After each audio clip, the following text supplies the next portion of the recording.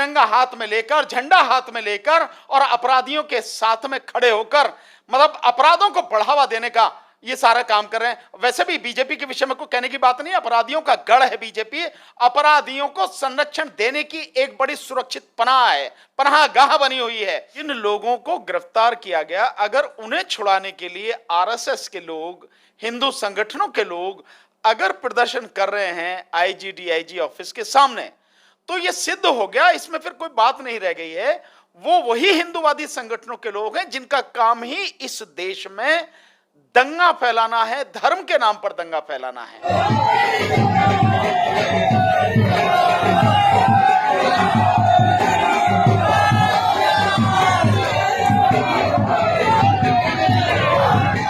नमस्कार, आप देख रहे हैं बहुजन टीवी और मैं हूं आपके साथ पूजा।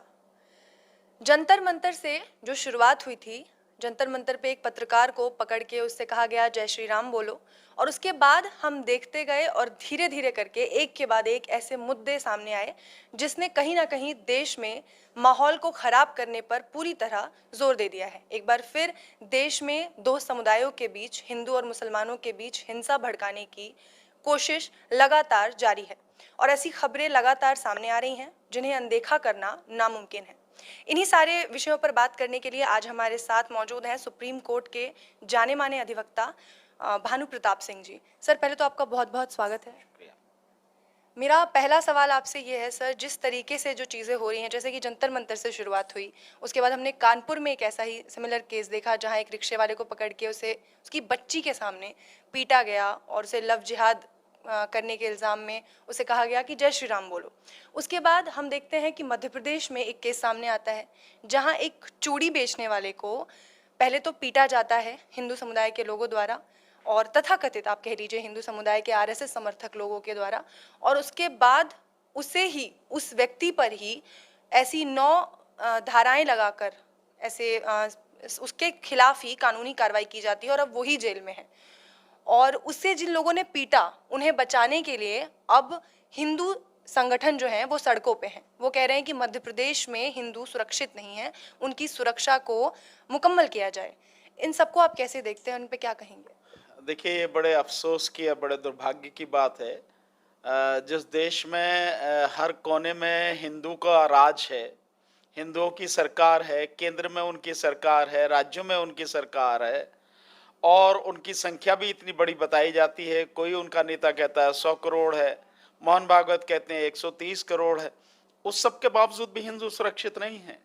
और अभी आपने जो कहा कि वो तथाकथित जो है हिंदू, तथाकथित नहीं, ये तो बिल्कुल स्पष्ट हो गया जब जिन लोगों को गिरफ्तार किया गया, उस चूड़ी वाले बेचारे गरीब व्यक्ति को, वो असहाय व्यक्ति को पीटने के आरोप में जिन लोगों को गिरफ्तार किया गया, अगर उन्हें छुड़ाने के लिए आरएसएस के लोग, हिंदू संगठनों के लोग अगर प्रदर्शन कर रहे हैं आईजी डीआईजी ऑफिस के सामने, तो यह सिद्ध हो गया, इसमें फिर कोई बात नहीं रह गई है। वो वही हिंदूवादी संगठनों के लोग हैं जिनका काम ही इस देश में दंगा फैलाना है, धर्म के नाम पर दंगा फैलाना है। यह बात सिद्ध हो गई और इससे बड़ी दुर्भाग्य की कोई और बात नहीं होगी। मैं समझता हूं ये इस समय जो माहौल है, जो चीजें सामने आ रही हैं, ये कोर्ट के लिए, अगर वाकई में इस देश की अदालतें, चाहे वो हाई कोर्ट हो चाहे सुप्रीम कोर्ट हो, अगर वो इंसाफ की बात करती हैं, न्याय दे सकती हैं, न्याय देने की अगर उनकी इच्छा है, तो मैं समझता हूं एक ये उदाहरण बड़ा ज्वलंत उदाहरण है जिसमें उन्हें हस्तक्षेप करना चाहिए, सुमोटो एक्शन लेना चाहिए कि जिस व्यक्ति की पिटाई की गई, आप उसी के खिलाफ में जो है 8-8, 9-9 धाराओं में मुकदमे दर्ज हो रहे हैं। इससे भी ज्यादा कोई और अन्याय हो सकता, खुला हुआ जो आंखों के सामने दिख रहा है। तो मैं समझता हूं यह एक बहुत गंभीर विषय है। अदालतों को भी इसमें हस्तक्षेप करना चाहिए ईमानदारी के साथ में, क्योंकि अदालतें जो हैं वो न्याय का एक मंदिर ही नहीं है, न्याय दिलाने की एक सबसे बड़ी और सबसे मजबूत संस्था है। ये उनकी जिम्मेदारी है और उनको ये अधिकार है, संविधान ने अधिकार दिया है कि कहीं भी ऐसी व्यवस्था देखे तो सुमोटो एक्शन ले सकती हैं। और इसमें यूं ले लेना चाहिए कि उस व्यक्ति के खिलाफ ही जब एफआईआर हो गई, फिर तो मैं नहीं समझता कि कहीं किसी से कोई उम्मीद रखी जानी चाहिए शासन प्रशासन से कि कोई न्याय मिलेगा। सर, इसके बाद अगले ही दिन हम देखते हैं कि रक्षाबंधन के दिन ये केस होता है इंदौर में, और उसके बाद अजमेर से एक और खबर आती है जहां एक परिवार को, पूरे परिवार को, मुस्लिम परिवार को पीटा जाता है। उनसे इसी तरीके से उन्हें पाकिस्तान चले जाओ उन्हें कहा जाता है। देखिए, ये एक माहौल इस समय जबरदस्ती बनाया जा रहा है और इसके पीछे एक बहुत बड़ा कारण है। ये बिना किसी कारण के नहीं है। 5 राज्यों में जो चुनाव होने वाले हैं 2022 में, वो बहुत नजदीक है। आप लोग लगातार कवर कर रहे हैं मीडिया पे, आप सब लोग लोगों से पूछ रहे हैं उनके विषय में, तो उसके लिए 5 महीने मुश्किल से रह गए हैं। फरवरी मार्च में चुनाव होना है और इस समय अब जो हम बात कर रहे हैं, आज 24 अगस्त हो गई है। तो इन 5 महीनों में वो माहौल बनाने की कोशिश की जा रही है, क्योंकि बीजेपी को मालूम है, आरएसएस को मालूम है, इस समय देश में माहौल बहुत बुरी तरह से बीजेपी के खिलाफ है और उनके साथ वो 18-20% लोगों के अलावा कोई भी नहीं है और वो किसी भी राज्य में जीतने की स्थिति में नहीं है। इसलिए वो माहौल फिर वही ध्रुवीकरण माहौल, जो हिंदू और मुस्लिम वाला माहौल बनाने की कोशिश की जा रही है। ये सारी घटनाओं के पीछे केवल वही सोच है और ये सोच इस बात से पक्की हो जाती है कि जब जो अपराधी लोग हैं उन्हें बचाने के लिए संघ के लोग आते हैं, हिंदू संगठनों के लोग आते हैं, तो उनकी प्री प्लान जो मानसिकता है वो पूरी तरह से दुनिया के सामने नंगी हो जाती है। ये समझने की बात। लोग सड़कों पे तो हैं, लेकिन हम देख रहे हैं कि वो लोग हिंदू संगठन के लोग हैं और वो सड़कों पे हैं, और उस बेचारे चूड़ी वाले के खिलाफ ही उल्टा एफआईआर दर्ज हो चुकी है। 9 केस उस पे लगा, 9 धाराएं लगा दी गई हैं उस पे। और उसके अलावा हम ये देखते हैं कि जैसे कि कठुआ गैंग रेप के समय हुआ था कि जो अपराधी थे उनके समर्थन में तिरंगा यात्रा निकाली गई थी, और अब एक बार फिर ऐसा ही माहौल है मध्य प्रदेश में, जहां डीजीपी ऑफिस को घेर के लोग तिरंगा हाथों में लिए खड़े हैं, और वो भी जिन्होंने उस चूड़ी वाले की तस्लीम की, पिटाई की, उन लोगों को रिहा करने के लिए।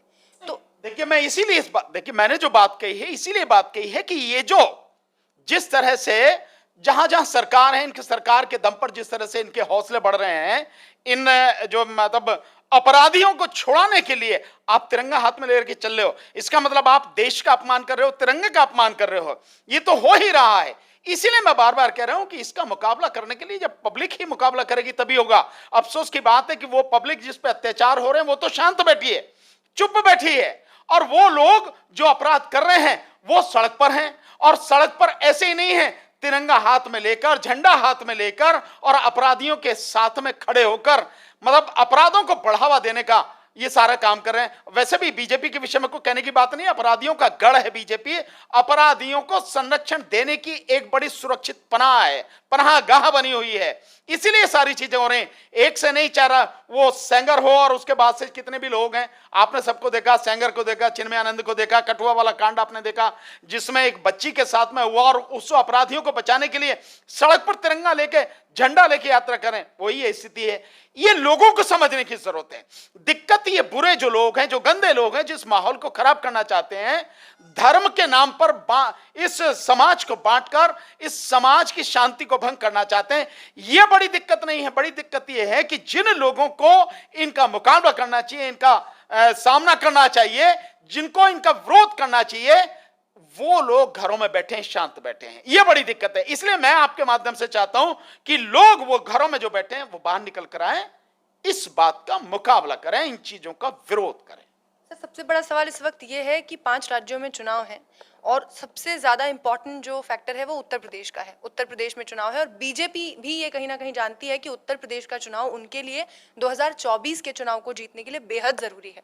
और अब जो चीजें हो रही हैं, जैसा आपने अब पहले भी कहा कि ये चीजें कहीं ना कहीं चुनाव से इंटरलिंक्ड है, इसका कितना असर पड़ सकता है? क्योंकि बेरोजगारी, महंगाई और बाकी चीज़ों, मुद्दों पे, जो असली मुद्दे हैं, उन पे अगर योगी आदित्यनाथ से बात की जाती है तो वो मुस्कुराते हुए कहते हैं कि उनका पहले का जो नारा था कि रामलला हम आएंगे, मंदिर वहीं बनाएंगे, उसी मुद्दे पर वो चुनाव लड़ेंगे, और इस बार भी 300 पार का आंकड़ा पार करेंगे। नहीं, ये कोई कहने की बात नहीं है। उनके पास में इसके अलावा कोई मुद्दा नहीं है। राम मंदिर के अलावा, हिंदू मुसलमान के अलावा, हिंदुस्तान पाकिस्तान के अलावा बीजेपी के पास कोई मुद्दा नहीं, चुनावी मुद्दा नहीं। आप एक नहीं, आप बताइए पूजा जी, कब से देख रहे हैं आप जो अभी जो चुनाव होने जा रहा है इसके विषय में आप देख ही रहे हैं कि कैसा माहौल बनाया जा रहा है। दूसरा, इससे पहले के जो चुनाव हुए हैं उन चुनावों में देख लीजिए, क्या पश्चिम बंगाल में क्या मुद्दा था?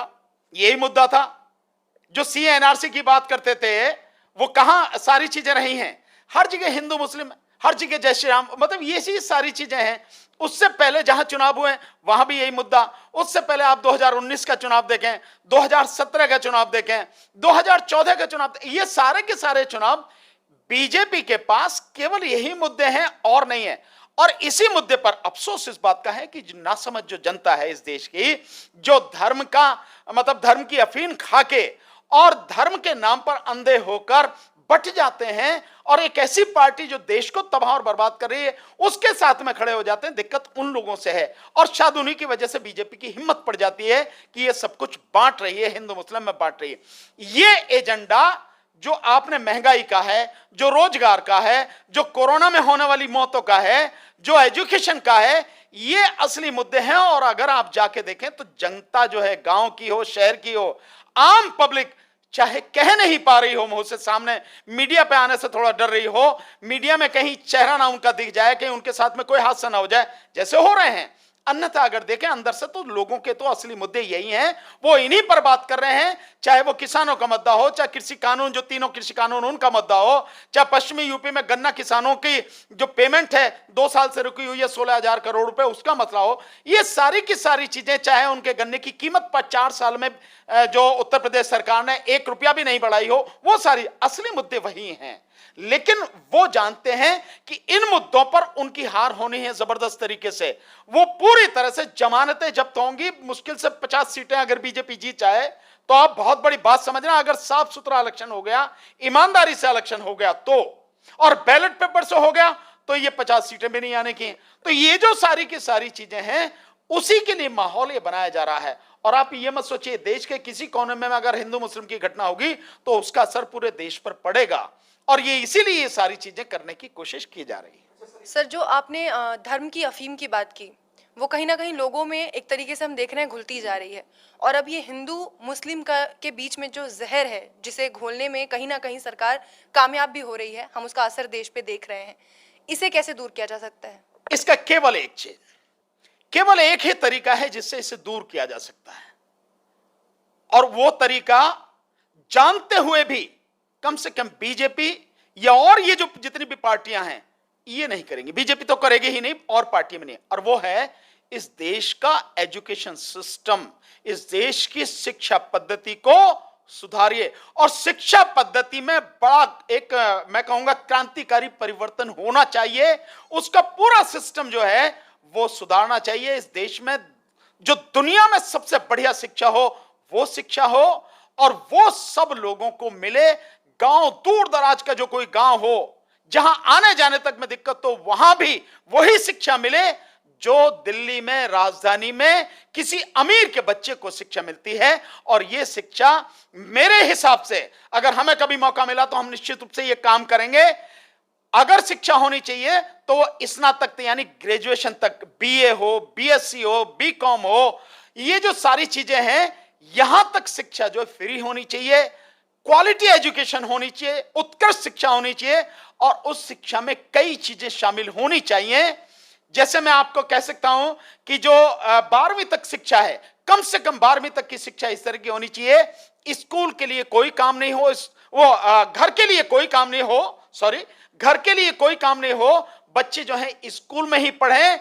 और उस शिक्षा में 4 चीजें निश्चित रूप से शामिल होनी चाहिए। नंबर 1, जो आप कहेंगे कि फिजिकल एजुकेशन, जिसमें फिजिकल एजुकेशन में मार्शल आर्ट होनी चाहिए, योगा होना चाहिए, साथ में खेल होना चाहिए, और उसमें एक विपश्यना जो भगवान बुद्ध की शिक्षा है शुद्ध रूप में वो शामिल होना चाहिए, ताकि जो बच्चा है वो न केवल अपने मन को एकाग्र कर सके बल्कि अपने मन को नितांत निर्मल कर सके।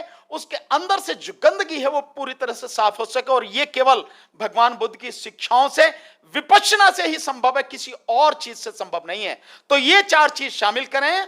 इंटरमीडिएट तक केवल स्कूल में पढ़ाया जाए, 4 घंटे कम से कम इन सारी चीजों के हों, और प्रैक्टिकल उसको करा के दिखाया जाए।